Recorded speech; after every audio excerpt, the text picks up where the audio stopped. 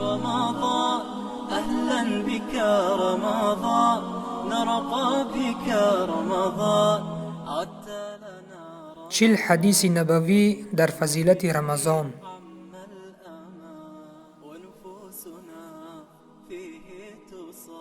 به نام خداوند بخشنده و مهربان. از عبدالله ابن عباس خداوند از آنها راضی باد روایت است که پیامبر صلی الله علیه و سلم از سخی‌ترین انسانها در کار نکو بود و تا پایان یافتن رمضان سخی‌تر می‌شد.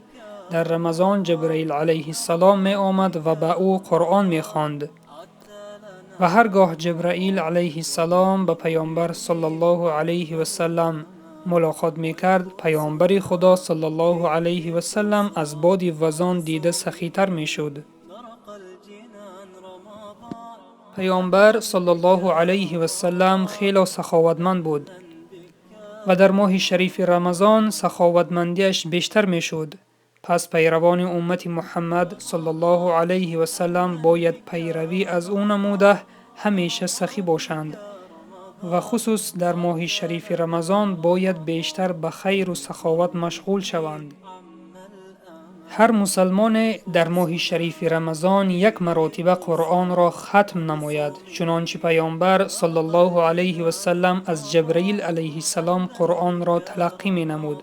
پیامبر صلی الله علیه و سلم در ماه رمضان سخی بود و سخاوتش به همه می رسید، به مانند باد وزان که به همه جا می رسد. پس خوش به حال آن شخصانی که سخاوتمند هستند و در همه کارشان به پیامبر صلی الله علیه و سلم پیروی می کنند. ونفوسنا فيه تصان وبصومه نرقى الجنان رمضان